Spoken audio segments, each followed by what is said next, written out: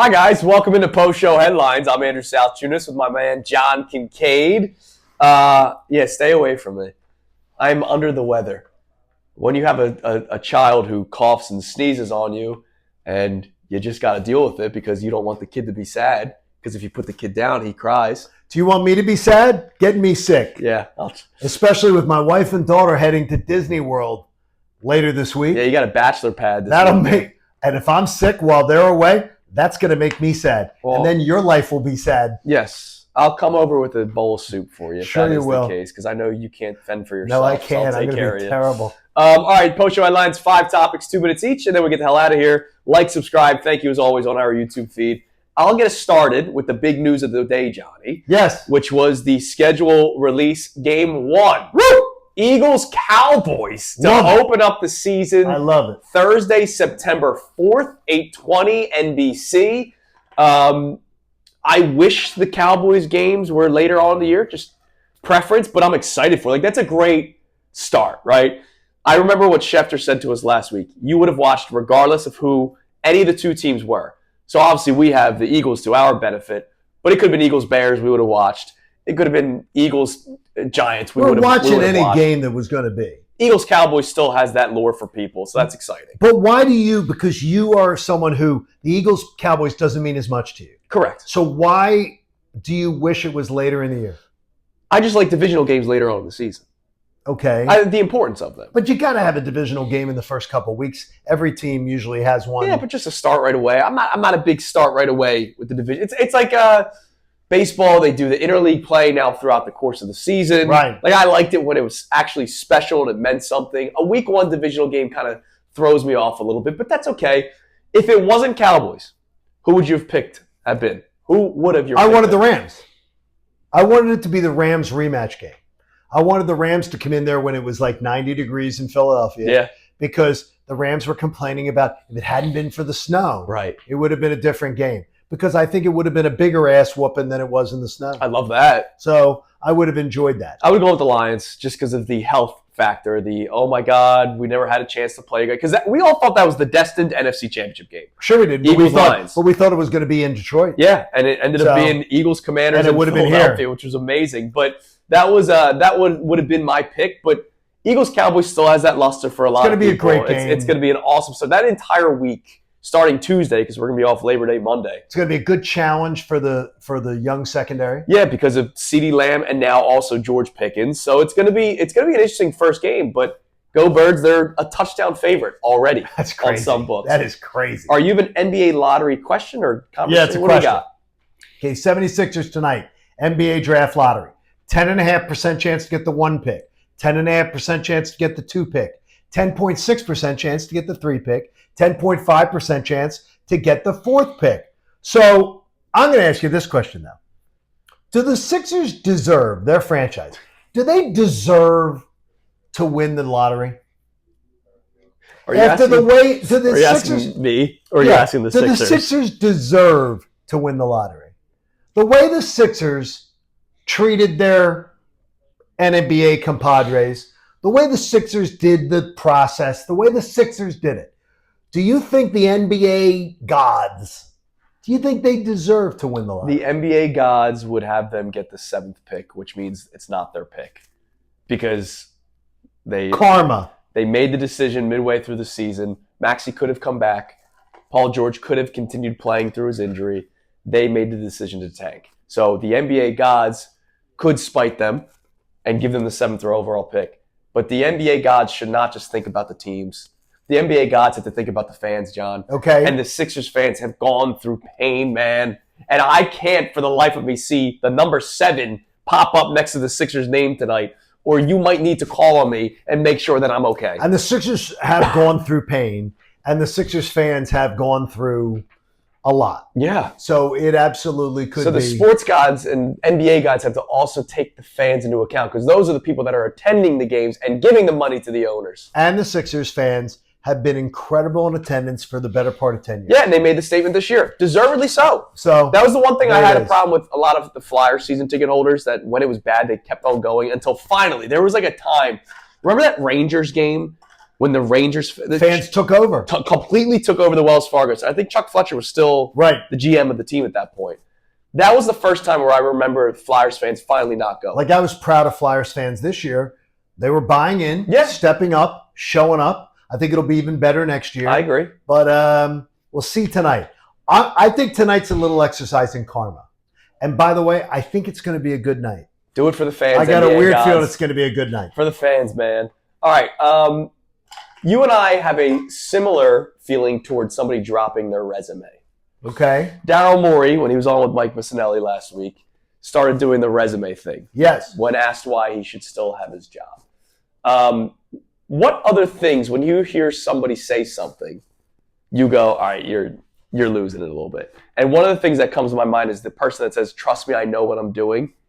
And they don't have anything else to say. Okay, that's a good one. That's all they can say is just trust me, I know what I'm doing.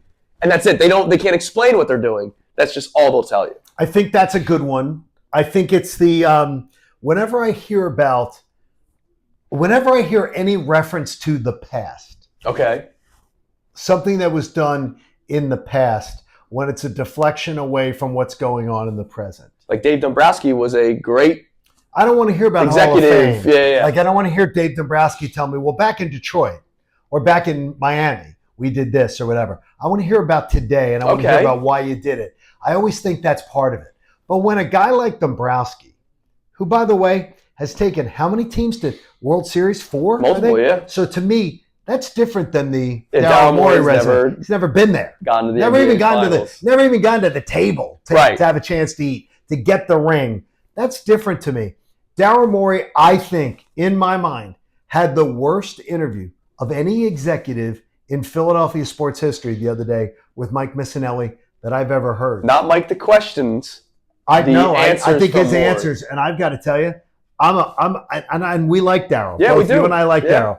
I thought that was a terrible performance by him, and I'm surprised. A lot of predetermined I'm really answers, surprised. which I was not a fan I'm of. really, really surprised that it went that poorly for him. All right, surprise me. You have 2 life-related questions. So Okay. What do we got? You like sweets from time to time. Yes. Okay. More often than you would think. I like chubby tunas was a thing back in the past. Yes. I like my sweets in the past that now trying to slim down and as I end my cancer recovery, staying away from those Wendy's cinnamon roll things on Thursday mornings. Baby. Oh, that icing. I have grown to hate a sweets item.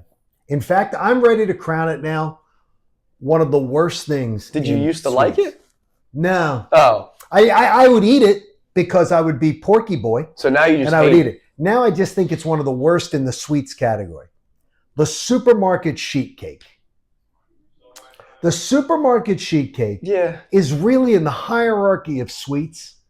I think it is among the it's caveman level. Yeah, it's the last minute. We need to get a cake, and it's that the birthday party. It's that whipped icing. Yeah, that says I didn't care enough to get you a cake that has that buttercream thick icing. Yeah, that you could like spackle the roof. Yeah, with. like look, I'm not going to go as far as you are in terms of I hate that item, but once you go from that cake and then you try, there's a place called Sweet Eats. Which is where we've gone for anniversaries, birthdays. So we have our wedding cake, all that kind of stuff. Sweet Eats.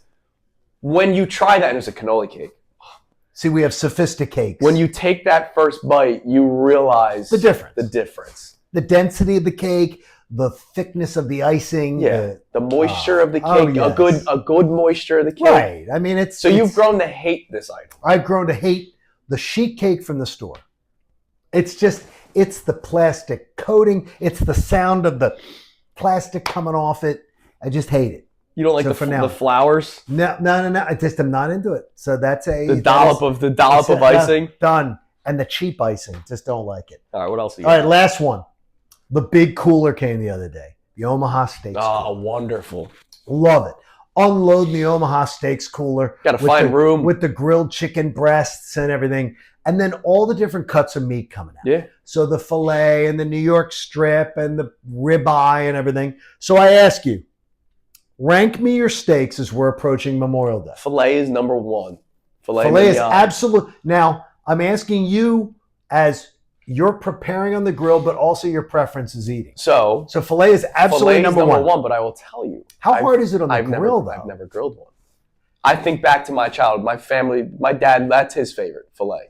So I grew up eating whenever we did do a steak night, which was not often, but whenever we did, I'm going to tell you a random story. My dad over-grilled the filet once.